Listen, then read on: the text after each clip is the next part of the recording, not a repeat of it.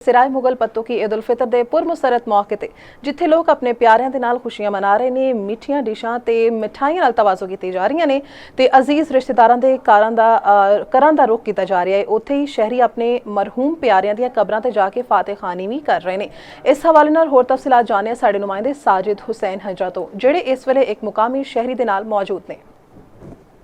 जी बिल्कुल, जिस तरह अज ईद का दिहाड़ा है तो लोग खुशियां मना रहे हैं, जिस तरह लोगों ने मिठाइयां ते दीगर खाण पीण वाली शैयां का रुख किया है, उत्थे कुछ लोग ऐसे भी ने जिहड़े अपने प्यारां दे असाले सवाब लई उन्होंने कब्रस्तान का रुख किया है। साडे नाल एक शहरी मौजूद ने, इन्हां कोल पुछने आ। सानू ये चाहिए है कि असीं जिथे आपदे प्यारां नूं हर ईद ते मिलण जाईदा है, ਉਹਦੇ ਨਾਲ ਹੀ ਸਾਨੂੰ ਕਬਰਸਤਾਨ ਵੀ ਆਉਣਾ ਚਾਹੀਦਾ ਤੇ ਅਸੀਂ ਹਰ ਸਾਲ ਈਦ ਤੇ ਆ ਕੇ ਤੇ ਜਿਹੜੇ ਸਾਡੇ ਪਿਆਰੇ ਦੁਨੀਆ ਤੋਂ ਚਲੇ ਗਏ ਨੇ ਤੇ ਉਹਨਾਂ ਨੂੰ ਫਾਤਿਹਾਨੀ ਪੜ੍ਹ ਕੇ ਤੇ ਸਾਲੇ ਸਵਾਬ ਪਹੁੰਚਾਉਣੇ ਆ। जिस तरह तुसी शहरी की गलबात सुनी, वो ईद के इस्तेवार ते ना सिर्फ खुशियां दे विच अपने नूं नाल रखते हैं, बल्कि जिहड़े उन्हां दे फौत शुदगान अबाओ अजदाद ने उन्हां लई फातिहा खान लई वो कब्रस्तान का भी रुख करते हैं जी।